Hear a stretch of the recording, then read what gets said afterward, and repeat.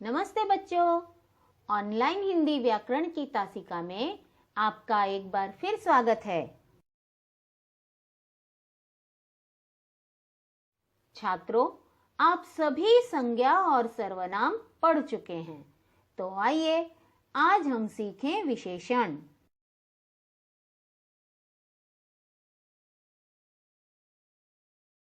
चलिए कुछ चित्रों तथा वाक्यों के द्वारा इसे समझते हैं। सबसे पहले इन चित्रों को ध्यान से देखिए और उनके नीचे लिखे वाक्यों को पढ़िए। गुब्बारे वाला रंग बिरंगे गुब्बारे लेकर खड़ा है। नेहा के पास 4 पुस्तकें हैं। अतुल 2 किलो सेब लाया। इन वाक्यों में रंग बिरंगे 4 तथा 2 किलो को हमने रंगीन क्यों किया है? चलिए बताते हैं। ये रंगीन शब्द क्रमशः गुब्बारों की, पुस्तकों तथा सेब की रंग रूप, संख्या और तौल के विषय में बता रहे हैं। इस प्रकार जो शब्द संज्ञा या सर्वनाम की विशेषता बताते हैं उन्हें विशेषण कहते हैं। उदाहरण 1, घोड़ा तेज भागता है। 2, कविता बहुत अच्छी लड़की है। यहाँ पर पहले वाक्य में तेज शब्द घोड़े की और दूसरे वाक्य में अच्छी शब्द कविता की, इस तरह से विशेषता बताने वाले शब्द हैं, इसलिए तेज और अच्छी शब्द विशेषण हैं। अब हम जानेंगे विशेष्य के बारे में। अब आप सोचेंगे कि ये विशेष्य क्या होता है, तो चलिए बताते हैं। जिन संज्ञा और सर्वनाम शब्दों की विशेषता बताई जाती है वे शब्द विशेष्य होते हैं। इन वाक्यों को फिर से पढ़िए। गुब्बारे वाला रंग बिरंगे गुब्बारे लेकर खड़ा है। इस वाक्य में गुब्बारे विशेष्य है क्योंकि इसमें गुब्बारों की विशेषता बताई जा रही है कि वे रंग बिरंगे हैं। आइए अन्य उदाहरणों द्वारा इसे और अच्छी तरह से समझते हैं। नेहा के पास 4 पुस्तकें हैं। इस वाक्य में विशेषण है 4 और पुस्तकें हुई विशेष्य क्योंकि इसमें पुस्तकों की संख्या बताई जा रही है। आखिरी वाक्य देखिए, अतुल 2 किलो सेब लाया। इस वाक्य में सेब हुए विशेष्य क्योंकि 2 किलो में उनकी मात्रा बताई जा रही है। इस प्रकार सभी वाक्यों में क्रमशः रंग बिरंगे 4 और 2 किलो ये हुए विशेषण तथा गुब्बारे, पुस्तकें और सेब ये हुए विशेष्य। यहाँ पर कुछ और भी उदाहरण दिए गए हैं विशेषण और विशेष्य के लिए। देखिए, बड़े भाई, शरारती बिल्ली, शुद्ध दूध, मीठा आम, खट्टी इमली, नटखट बालक, गंदा पानी, छोटी छोटी नाव, ये नाव, कंटीली झाड़ी। ये थे विशेषण और विशेष्य के कुछ अन्य उदाहरण। अब विशेषण के भेदों के बारे में जान लेते हैं। मुख्य रूप से विशेषण के 4 भेद होते हैं। पहला गुणवाचक विशेषण, दूसरा संख्यावाचक विशेषण, तीसरा परिमाणवाचक विशेषण और चौथा है सार्वनामिक विशेषण। विशेषण का पहला भेद है गुणवाचक विशेषण। जो शब्द किसी व्यक्ति या वस्तु के गुण, दोष, आकार, स्थान, रंग, काल या दशा आदि का बोध कराते हैं उन्हें गुणवाचक विशेषण कहते हैं। उदाहरण, पहला, तलवार की धार तेज है। दूसरा, नया ठेकेदार ईमानदार था। यहाँ पर इन वाक्यों में तेज और ईमानदार ये रंगीन शब्द गुणवाचक विशेषण हैं। कुछ अन्य गुणवाचक विशेषण इस प्रकार हैं। गुण, दयालु, परोपकारी, ईमानदार आदि। दोष, कठोर, बुरा, कपटी आदि। रंगरूप, गोरा, काला, आकर्षक आदि। आकार, लंबा, छोटा, पतला आदि। अवस्था, बूढ़ा, युवा, किशोर आदि। स्वाद, खट्टा, मीठा, नमकीन आदि। गंध, खुशबूदार, बदबूदार, गंधहीन आदि। स्पर्श, सख्त, कठोर, नरम आदि।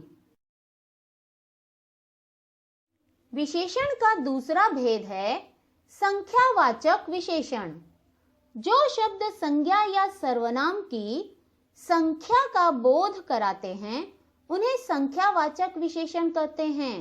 उदाहरण, पहला, एक डॉक्टर ने कुछ मरीजों की जांच की।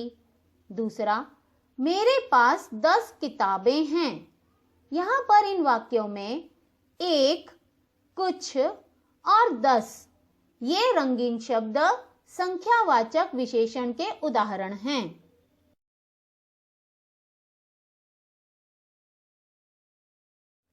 संख्यावाचक विशेषण के दो प्रकार होते हैं।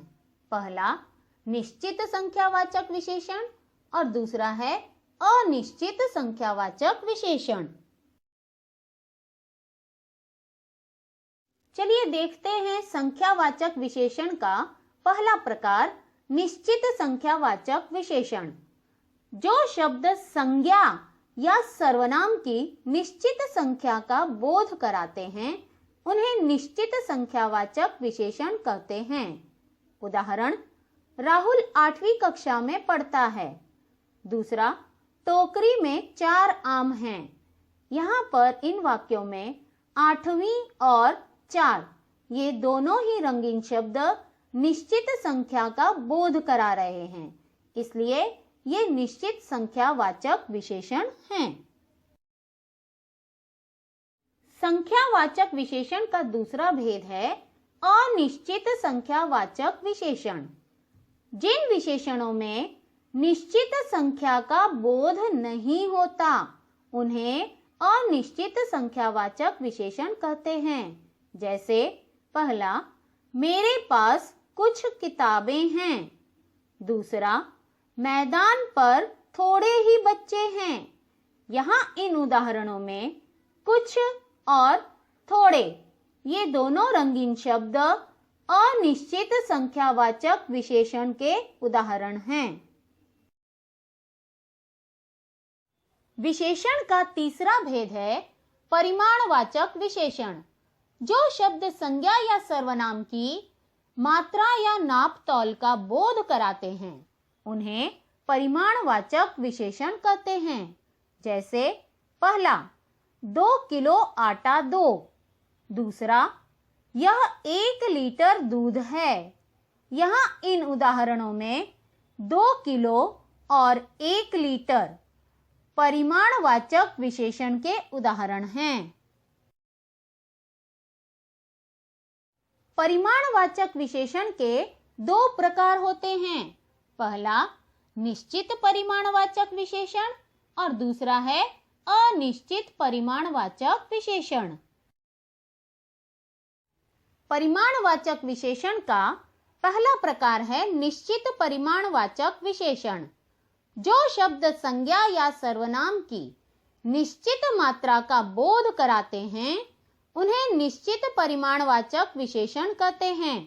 उदाहरण, 1, डिब्बे में 1 किलो दाल है। 2, बाजार से मैंने 4 मीटर कपड़ा लिया।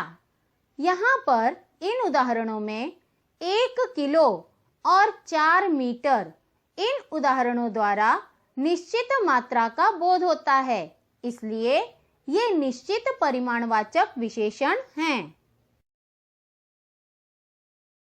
परिमाणवाचक विशेषण का दूसरा प्रकार है अनिश्चित परिमाणवाचक विशेषण। जो शब्द संज्ञा या सर्वनाम की निश्चित मात्रा का बोध नहीं कराते हैं उन्हें अनिश्चित परिमाणवाचक विशेषण कहते हैं। उदाहरण 1, तुम थोड़ा पानी पी लो। 2, बाजार से कुछ चावल ले लो। यहाँ इन उदाहरणों में थोड़ा और कुछ इन शब्दों से निश्चित मात्रा का बोध नहीं हो रहा है, इसलिए थोड़ा और कुछ ये रंगीन शब्द अनिश्चित परिमाणवाचक विशेषण हैं। विशेषण का चौथा प्रकार है सार्वनामिक विशेषण। जो सर्वनाम विशेषण के रूप में प्रयुक्त होते हैं उन्हें सार्वनामिक विशेषण कहते हैं। उदाहरण 1, वह लड़का प्रथम आया। 2, यह तोता बोलता है। इन उदाहरणों में वह और यह सर्वनाम शब्द हैं और ये सर्वनाम शब्द विशेषण के रूप में प्रयोग किए गए हैं, इसलिए यहाँ ये सर्वनाम सार्वनामिक विशेषण हैं। इस प्रकार से यहाँ हमने विशेषण और उसके चारों प्रकारों की जानकारी प्राप्त की है। आशा करती हूँ कि आप सभी को भी अच्छी तरह से विशेषण और उसके प्रकार समझ में आ गए होंगे। Thank you.